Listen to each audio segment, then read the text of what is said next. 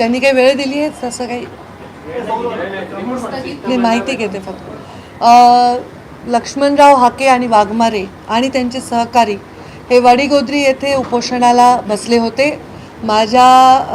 त्यांना मी भेट देखील दिली होती. त्यांच्याशी त्यांच्या तब्येतीची चौकशी मी वेळोवेळी करत होते. कालच आमची सर्व विविध संघटनांची आणि नेत्यांची बैठक ही मुख्यमंत्री एकनाथजी शिंदे आणि दोनही उपमुख्यमंत्र्यांच्या उपस्थितीमध्ये झाली. त्यामध्ये आम्हाला जे मांडायचे होते विचार ते मी मांडलेले आहेत आणि बाकीच्याही नेत्यांनी आणि संघटनांनी मांडलेले आहेत. त्यानंतर त्यांनी एक डेलिगेशन तयार केलं. त्या डेलिगेशनला मला वाटतं लक्ष्मणराव हाके आणि वाघमारेंचं उपोषण सोडवण्यासाठी त्यांनी पाठवलेलं आहे. तर सर्वप्रथम ही एक चांगली गोष्ट आहे की त्यांच्या उपोषणाची दखल घेतली गेलेली आहे आणि त्यांनी हे उपोषण स्थगित केलं आहे. ह्याचा अर्थ त्यांची सरकारकडनं अशी अपेक्षा आहे की जे प्रश्न त्यांनी मांडलेत किंवा ज्या फॅक्ट्स त्यांनी दाखवलेल्या आहेत सरकारसमोर त्याच्याबद्दलची स्पष्टता व्हावी, त्याच्याबद्दलचं सरकारकडनं सकारात्मक आणि योग्य उत्तर मिळावं या अपेक्षेने नक्की त्यांनी ते स्थगित केलं असेल. आणि माझी अपेक्षा आहे की त्या स्थगित उपोषणाला परत उपोषणाला बसण्याची वेळ येऊ नये. अशा प्रकारे सरकारने त्याच्यावर तोडगा काढायला पाहिजे.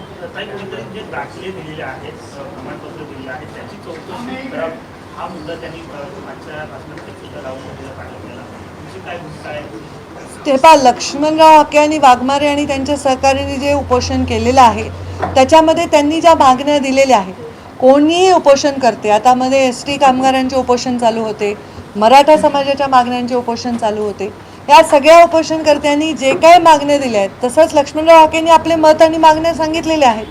त्यांचं म्हणणं जर असेल की अशा प्रकारे चुकीच्या पद्धतीने सर्टिफिकेट्स दिले असेल तर ते तपासले पाहिजे आणि चुकीचे नसतील तर ते स्पष्ट केलं पाहिजे आणि असतील तर ते रद्द केले पाहिजे. ही मागणी अत्यंत न्याय आहे, याच्यामध्ये कोणाला वाईट वाटण्याचं कारण नाही. चुकीचं कोणालाच मान्य असायचं काही कारण नाही. जरांगे पाटील असं म्हणतात की शिष्टमंडळ ओबीसी नेते जर एकत्र झाले तरी सुद्धा मी एकटा काफी आहे, मी एकटा सगळं हँडल करू शकतो आणि मराठ्यांना प्रयत्न केला जातो आणि मला घेरण्याचा प्रयत्न केला जातो असे त्यांनी. लक्ष्मण हाकेंच्या आणि वाघमारेंच्या उपोषणाविषयी माझ्या मनामध्ये आदर असा आहे की त्यांची भाषा, त्यांची बोलणं, त्यांचं विचार मांडणं ह्या सगळ्या गोष्टी मुद्द्याला धरून आहेत. कोणाला ललकारणं, कोणाची बघू म्हणणं, भाया सारणं ही त्यांची भूमिकाच नाही. त्यामुळे माझा फोकस आत्ता त्यांच्या सालच उपोषणाकडे आहे आणि मी त्यांच्या बाजूनी ह्याच्यामुळे विचार करते की त्यांचे जे मुद्दे आहेत ते मुद्दे जर खरे असतील तरच त्यांच्या बाजूनी राहील ना, हा विषय क्लिअरच होईल ना.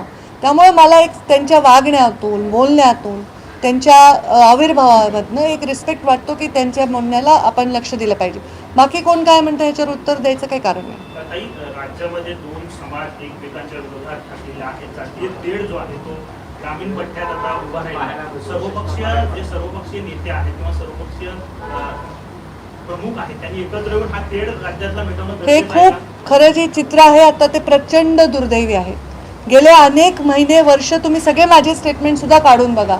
मी तेव्हा वेळोवेळी म्हणले, माझी शिवशक्ती परिक्रमाही चालू होती तेव्हाही मी म्हणले की हे ओबीसी आणि मराठा, पहिले हे बहुजन होते दोघं मिळून, आता ओबीसी आणि मराठा भांडणं लावण्याचं कारस्थान हे म्हणजे होऊ नाही दिलं पाहिजे अशा प्रकारची भूमिका मांडणाऱ्या नेत्यांपैकी मी एक होते. आणि म्हणून कुठल्याही मंचावर कधीही जाऊन दुसऱ्यांना आपण काहीतरी बोलावं अशा प्रकारचं पाऊल मी कधी उचललेलं नाही. कारण मला असं वाटतं की या महाराष्ट्रात पुरोगामी विचारांच्या लोकांनी सर्व समाजांनी एकत्र वावरण्याची जी आपली परंपरा आहे ती कायम राहिली पाहिजे. पण आता एक परिस्थिती अशी झाली आहे, नक्कीच ही परिस्थिती गंभीर आहे. या परिस्थितीला फक्त राज्यकर्ते सोडवू शकतात. त्यांची स्पष्टता आणि त्यांनी घेतलेली भूमिका हीच मला वाटतं या दोघांच्याही विषयांना मार्गी लावू शकते. मला असं वाटतं की दोनही समाजाच्या प्रमुख लोकांनी आपले मुद्दे संविधानिक पद्धतीने घेऊन एकत्र बैठक ही मुख्यमंत्र्यांनी, दोन्ही उपमुख्यमंत्र्यांनी मिळून घेतली आणि समोरासमोर त्यांची सुद्धा चर्चा झाली तर त्या चर्चेचा सार घेऊन याच्यात निर्णय घेता येतो. शेवटी या देशाच्या घटनेपेक्षा कोणीही मोठं नाही. या देशामधले कोणते म्हणजे स्वतः आमचे प्रधानमंत्री सांगतात की ते प्रधान सेवक आहेत. तर आपण या घटनेच्या सरेंडर्ड आहोत. घटनेच्या आणि कायद्याच्या वर कोणीही नाही, ना हे समाज आहे ना हा समाज आहे. त्यामुळे कोणी असा आविर्भाव नाही ठेवला तर त्याच्याविषयी आदर नक्कीच समाजाला वाटेल.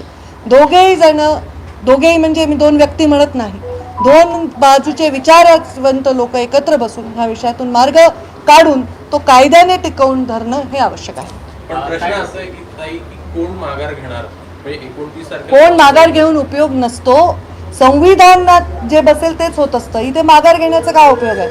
संविधानामध्ये जे लिहिलेलं आहे त्या चौकटीतच या गोष्टी होत असतात. आम्ही कितीही लेखी शब्द लिहून उपयोग नसतो. त्यामुळे माघार कोणी घेतली नाही घेतलीचा मुद्दा नसून आता एका विशिष्ट वर्गाला जर न्यूनगंड वाटत असेल तर ते नक्कीच त्याच्यावर रिॲक्ट करतील. त्याच्यावर सरकारने मायबापाची भूमिका घेणे आवश्यक आहे. तुम्ही गेले अनेक महिन्यांपासून तुमची भूमिका स्पष्ट करताय, मात्र एकूणच हे आरक्षणाचा मुद्दा बसला कुठेतरी राजकीय वोट बँक म्हणून देखील आता पाहिलं जात आहे. लोकसभा निवडणुकीत देखील भाजपला याचा मोठा फटका बसेल. तुम्ही कसं बघताय या सगळ्याला? सगळ्यांनाच बसेल ना, फक्त भाजपला कसा बसेल? जर राजकीय वोट बँक म्हणून कोणी एकाकडे बघतंय तर दुसऱ्याकडे बघतंय. एकट्या भाजपला कसा फटका बसेल? भाजपची याच्यामध्ये भूमिका भाजपची काय भूमिका याच्यामध्ये? भाजपला फटका का बसेल? बाकी भाजपचं याच्यात भूमिकाच काही नाही. हा मुद्दा सरकार आणि आंदोलक यांच्यामधला आहे. त्याचा फायदा गैरफायदा कोणी घेत असेल तर ते चुकीचं आहे. इकडे बघते जरा.